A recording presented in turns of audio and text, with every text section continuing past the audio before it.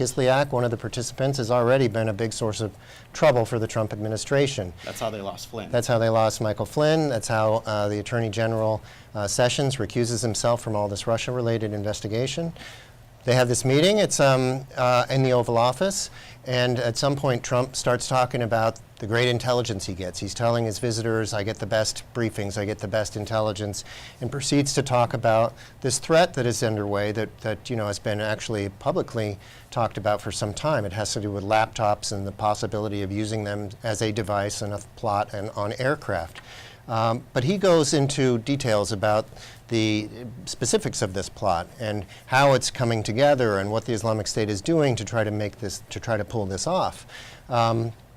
And the problem is that the United States knows much of this information because of intelligence that came from a partner, another country. And so it really is intelligence that the United States is not in position to share, and it's already being tightly restricted even inside the United States government, let alone sharing with Russian officials who have a completely different agenda in Syria. It creates a stir immediately afterward within his own staff. I mean, you have his own National Security Council staff members, senior officials, who see readouts of what happened. They call the CIA director, call the NSA chief to warn them, look, something happened in this meeting with the Russians we need to tell you about.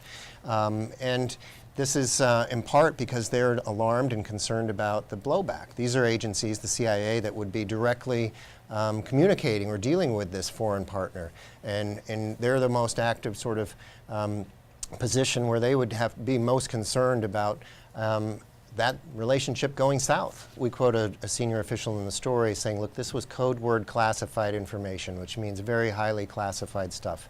And that he told more to the Russians than the United States has told its closest allies.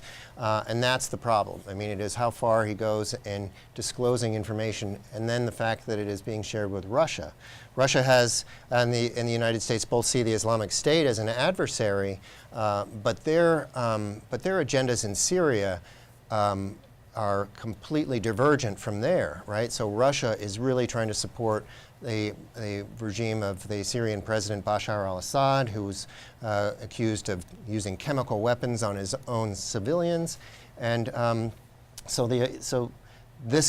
of the dangers here is a capability like this that's helping the United States keep track of what's happening inside the Islamic State.